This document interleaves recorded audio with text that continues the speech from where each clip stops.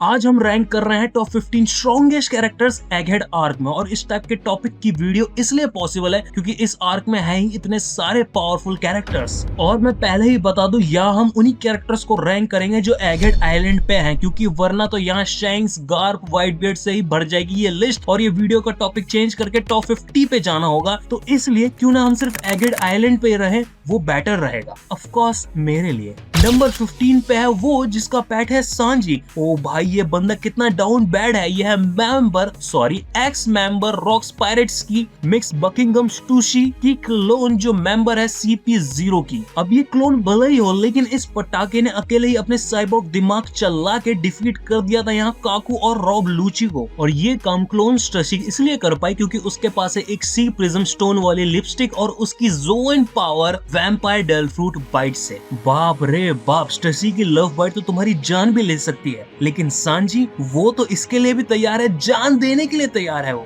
साला ठरकी। अब अपनी वैम्पायर एबिलिटीज के साथ स्टशी को रोकुशी की मार्शल आर्ट स्टाइल भी आता है। अब ये मार्शल आर्ट स्टाइल तो आना ऑब्वियस था क्योंकि वो वर्ल्ड गवर्नमेंट की स्ट्रॉन्गेस्ट सीक्रेट एजेंसी की मेंबर है। और उसी रोकुशी की मार्शल आर्ट्स में तुम एडवांस स्किल भी जोड़ सकते हो, फिंगरिंग। तो भले ही ये एक क्लोन ही क्यों ना हो, लेकिन किसी से कम नहीं है। और ये एक लौती क्लोन है जो इस वीडियो में आने वाली है, क्योंकि यहाँ हम सेराफिन्स को रैंक नहीं करने वाले। तो इसलिए कमेंट्स में जाकर मुझसे मत पूछना भाई मिहोक का सेराफिन कहाँ है, इसका सेराफिन कहाँ है, बोआ हैंकॉक का सेराफिन कहाँ है। ओके, अब नेक्स्ट नंबर 14 पे है एक और CP0 का member, the giraffe man, Rob Lucci का राइट हैंड मैन काकू। अब ज्यादातर लोग रॉब लूची को देखते हैं तो उनका ध्यान काकू पे नहीं जाता, और कुछ लोग यहीं पर ही काकू को वीक समझते हैं। और ये सब होने के दो रीजंस है, क्योंकि फर्स्ट लूची तो है ही इतना हैंडसम लौंडा, और दूसरा काकू किसकी तरह दिखता है, उसाब की तरह। जी हाँ, तो इसलिए काकू पे तो सन ही लगा हुआ है। लेकिन अगर हम काकू की एबिलिटीज पे आए तो उसके पास भी है रोकुशी की मार्शल आर्ट्स, और इस स्टाइल की सारी एडवांस स्टाइल्स आती हैं, जैसे ऑफ कोर्स फिंगर करना AKA फिंगरिंग। और साथ ही में काकू के पास है अवेकन डेल फ्रूट पावर, जो कि बहुत ही अमेजिंग है क्योंकि उसके पास ये डेल फ्रूट पावर सिर्फ 2 साल से ही है। और साथ ही में ऐड कर लो इसमें बेसिक लेवल की आर्मामेंट और ऑब्जर्वेशन हाकी, तो काकू इजिली ज्यादा स्ट्रॉन्ग बन जाता है स्टूसी से। हालांकि वो स्टूसी से बहुत ही कम समझदार है, लेकिन हम यहाँ पावर की रैंकिंग कर रहे हैं तो ऑफ कोर्स काकू एक नंबर ऊपर है। अब नेक्स्ट नंबर 13 पे है काकू का मालिक। जी हाँ, मालिक यह है जे गार्सिया सैटर्न। अब तुम बोलोगे कि सम्राट व्हाट आर यू डूइंग, एक एल्डर इतना नीचे आज ज्यादा नशा करके आया है क्या? तो मैं उसमें कहना चाहूंगा फर्स्ट कि मैं हमेशा नशे में ही रहता हूँ,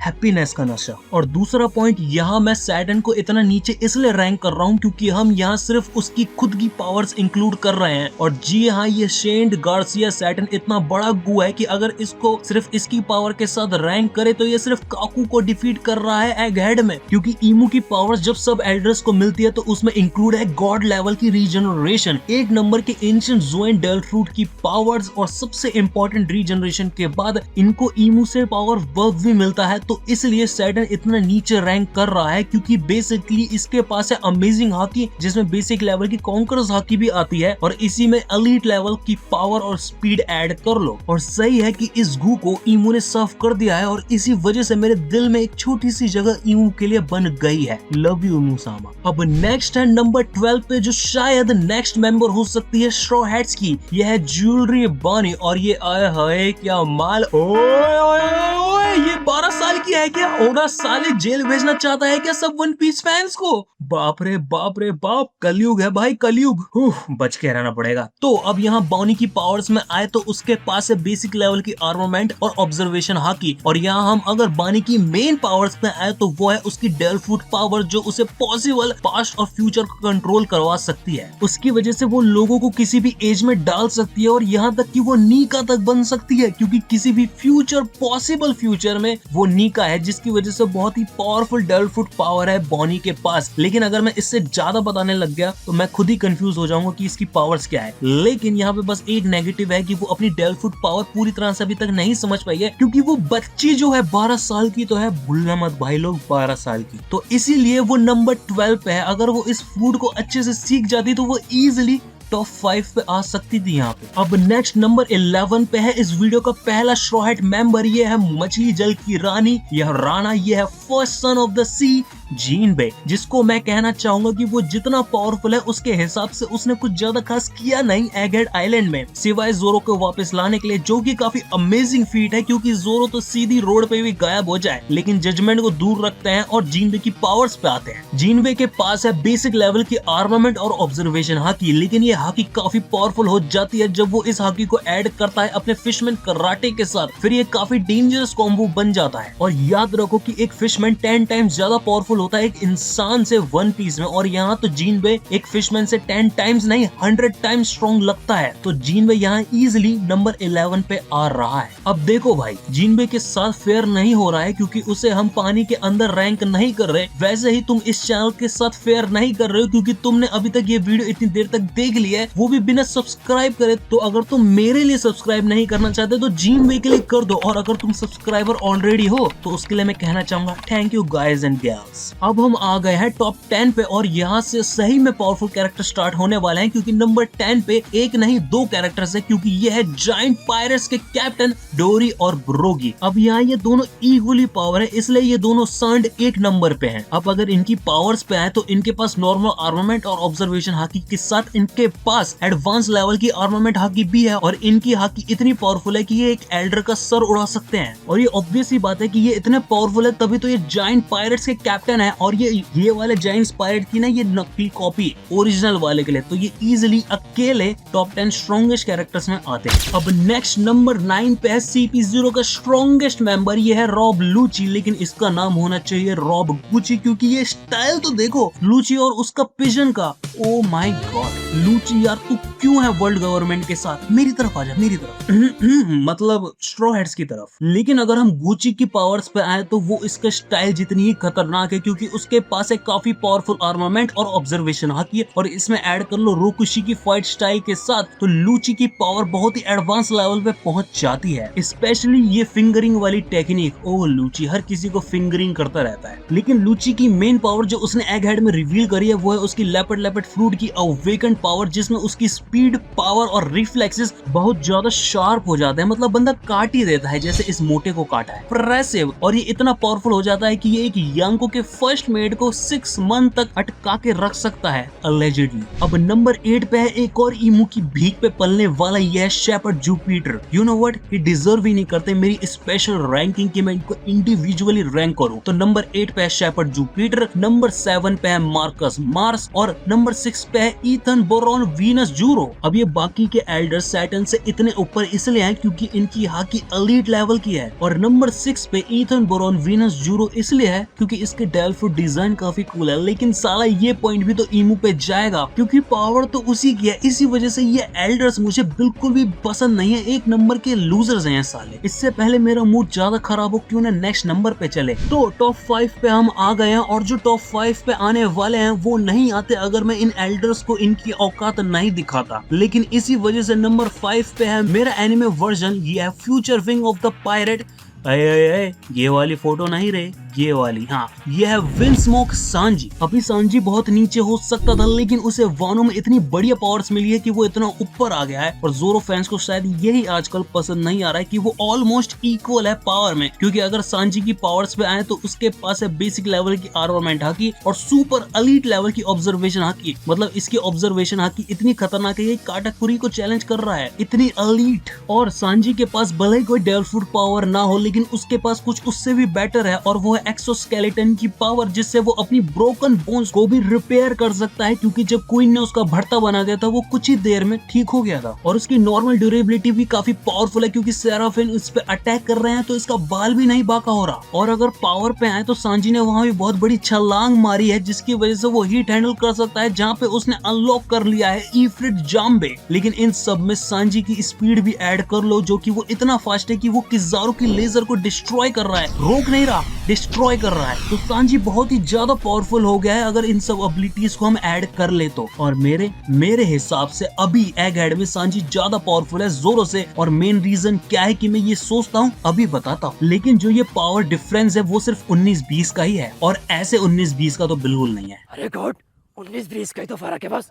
यहाँ कोई है तो 19-20 का फर्क है। 19-20 का फर्क है। तो इसलिए सांजी नंबर 5 पे नहीं नंबर 4 पे है, क्योंकि प्रीवियस नंबर 5 पे है जिसकी बीमारी शायद मुझे लग गई है, क्योंकि ये नंबर 5 वाला तो नंबर 4 के बाद आना था। ये है second wing of the pirate king Roronoa Zoro. अब जोरो की पावर भी सांजी की तरह काफी बड़ी है वानो में, क्योंकि जोरो को वानो में मिली है एनमा, जिसकी वजह से वो अपनी हाकी और भी डेंजरस तरीके से यूज कर सकता है, क्योंकि वो और ज्यादा यूज कर सकता है। लेकिन एनमा ने एक और बहुत बड़ा काम कर लिया है इस बेवड़े के लिए। एनमा की हेल्प के साथ जोरो ने अपनी कॉन्कर ज़ाकी अनलॉक कर ली है, वो भी एडवांस वाली। अब इसी वजह से ऑलमोस्ट हर कोई ये कहता है कि जोरो ज्यादा पावरफुल है सांजी से। लेकिन हाँ, जोरो ने अनलॉक कर लिया है कॉन्कर ज़ाकी, लेकिन उसे कोई बताओ कि उसके पास कॉन्कर ज़ाकी है, क्योंकि जब गबान ने पूछा कि तुम्हें कॉन्कर ज़ाकी ट्रेन करनी चाहिए तभी जाके तो वो ज्यादा पावरफुल बन सकती है। इसलिए मेरे हिसाब से सांजी ज्यादा पावरफुल है जोरो से अभी के लिए। लेकिन सिर्फ जोरो की एडवांस कॉन्कर ज़ाकी नहीं है जो उसे इतना डेंजरस बनाती है, एक और चीज है और वो है जोरो की एंड्योरेंस। चाहे वो लूफी का पेन लेना हो थ्रिलर पार्क में या बिग मॉम और काइडो का कंबाइन अटैक 3 से 4 सेकंड्स तक रोकना हो, तो इसी वजह से जोरो यहाँ और भी ज्यादा पावरफुल हो जाता है। अब नंबर 3 पे है लास्ट गोरो से इस वीडियो का, यह है सुअर सी सगल का मोटी नाक का टॉप मैन वॉरकोरी। अब सिर्फ ये एक एल्डर इतना ऊपर इसलिए क्योंकि इसने कुछ ऐसा कर दिया है जिसमें इसको ईमू की पावर की नीड नहीं थी, और वो है इसकी अमेजिंग कॉन्कर ज़ाकी प्लस इसकी टफनेस, जो कि इतनी अमेजिंग है कि लूफी के मारने के बाद उसे कुछ भी नहीं हुआ और इस कॉन्डम ने तो काइडो तक को डिफीट कर दिया है। अब कोई नेम्ड अटैक नहीं था, फिर भी नो रिएक्शन अमेजिंग है। तो इसी वजह से टॉप मैन वॉरकोरी है स्ट्रॉन्गेस्ट एल्डर एगहेड में, and that's why he is at number 3। अब बाद में पता चलता है कि ये पावर भी टॉप मैन वॉरकोरी की ईमू की दी हुई है, तो मैं किसी चीज को तोड़ दूंगा भाई। तो ऑलमोस्ट सबको पता था कि टॉप 2 में कौन है, लेकिन कुछ लोगों ने गलत फहमी पाल रखी थी नंबर 2 पे ये है, क्योंकि नंबर 2 पे वो है जो एक बूढ़े को भी हरा नहीं पाया, नेवी एडमिरल किजारू। अब पता नहीं क्यों एडमिरल फैंस को लगता है कि ये फाइट लूफी हारा है। आई मीन अगर वो लूफी के स्टेमिना इशू पे आए हैं तो मैं नंबर 1 पे बताऊंगा कि क्यों ऐसा नहीं है और क्यों लूफी जीता है ये फाइट। लेकिन यहाँ हम पहले बात करेंगे इस पीले की, जिसकी स्पीड लिटरली लाइट स्पीड है, और एग हेड में किजारू ने हमें दिखाया है कि कितने न्यू तरीके से ये अपने रोगे डेल फूड की पावर यूज कर सकता है। और सारे मरीन एडमिरल्स को सिर्फ आर्मामेंट और ऑब्जर्वेशन हाकी नहीं आती, उन्हें एडवांस लेवल की आर्मामेंट और ऑब्जर्वेशन हाकी आती है, और यही चीज एक एडमिरल को इतना डेंजरस बनाती है। ऑफ कोर्स इनकी पावरफुल डेविल फ्रूट ऐड भी कर लो उसमें तो। लेकिन हर बार की तरह कुछ एडमिरल फैंस ये कह रहे हैं कि एडमिरल्स होल्ड बैक करते हैं, जैसे किजारू ने इस फाइट में होल्ड बैक किया है। तो फिर ऐसा क्यों है कि यहाँ पे मैं वेगापंक की छाती में इतना बड़ा छेद देख सकता हूँ जो किजारू की लेजर से हुआ है, जो उसकी उंगली से निकली है। ऐसे तो मैं लिटरली कह सकता हूँ कि लूफी भी होल्ड बैक कर रहा था, क्योंकि वो फाइट थोड़ी ना करने के मूड में था, वो तो भागने की कोशिश कर रहा था। वन पीस में सिर्फ एक बार ही एडमिरल्स ने होल्ड बैक करा है, और वो है जब साबो और उसके 4 रेवोल्यूशनरी आर्मी के कैप्टन सेलेस्टियल ड्रैगन्स पे अटैक कर रहे थे मरीजोआ में। तो हम फाइनली आ गए हैं स्ट्रॉन्गेस्ट एगहेड कैरेक्टर पे, और वो है न्यूली बेस्ड यंको। यह है द कॉन्डम मैन, यह है द लो आईक्यू मैन, यह है the monkey big D Luffy man. अब जल्दी से लूफी की पावर्स पे चलते हैं क्योंकि वो काफी ज्यादा है। फर्स्ट हाकी, इसमें लूफी को हर टाइप की हाकी आती है। आर्मामेंट हाकी एडवांस लेवल की, ऑब्जर्वेशन हाकी वो भी एडवांस लेवल की, और सबसे इंपॉर्टेंट वाली क्योंकि ये सबसे स्ट्रॉन्गेस्ट वाली है कॉन्कर ज़ाकी एडवांस लेवल की। और अब चलते हैं निका पावर पे। लूफी गियर 5 में वो सब कुछ कर सकता है जो वो सोच सकता है, ऑलमोस्ट बोले तो लूनी टून्स पावर। अब एक नॉर्मल अवेकनिंग वाला डेविल फ्रूट पावर में तुम अपने आसपास की चीजों को अपनी पावर से कन्वर्ट कर सकते हो अपने डेविल फ्रूट एलिमेंट में, जैसे डोफ्लामिंगो स्ट्रिंग्स में बदलता है और काटाकुरी चीजों को मोची में। लेकिन वो खुद की बॉडी को अनलिमिटेड तरीके से नहीं चेंज कर सकते, लेकिन लूफी अपनी अवेकनिंग में वो एनवायरमेंट को तो चेंज कर सकता है, साथ ही साथ में वो खुद को भी अपने आप को ऑलमोस्ट अनलिमिटेड तरीके से बदल सकता है। अब यहाँ पे लूफी के लिए एक वीकनेस भी है, क्योंकि ये पावर इतनी ब्रोकन जो है तो ये स्टेमिना भी बहुत लेती है, और इसी वजह से लोगों को लगता है कि किजारू टेक्निकली एगहेड में विनर था। लेकिन उन एडमिरल्स फैंस को मैं याद दिलाना चाहता हूँ कि लूफी बिना किसी फूड या हेल्प के दोबारा फाइट करने के लिए रेडी हो सकता है, भले ही उसकी सारी एनर्जी तुमने निकाल ली हो, जैसे वो यहाँ हुआ था काइडो के अगेंस्ट। तो इसलिए monkey big D Luffy strongest character है एगहेड में बिना किसी डाउट के। अब एगहेड में सबको पता चल गया है कि स्ट्रॉ हैट्स कितने पावरफुल है और क्यों क्रॉस गिल्ड सबसे वीकेस्ट क्रू है। लेकिन अगर तुम्हें जानना है कि कैसे क्रॉस गिल्ड का क्रू वन पीस के एंड में स्ट्रॉन्गेस्ट यंग क्रू बन सकता है, व्हाइट बियर्ड पायरेट से भी ज्यादा पावरफुल, तो तुम ये वीडियो देखो।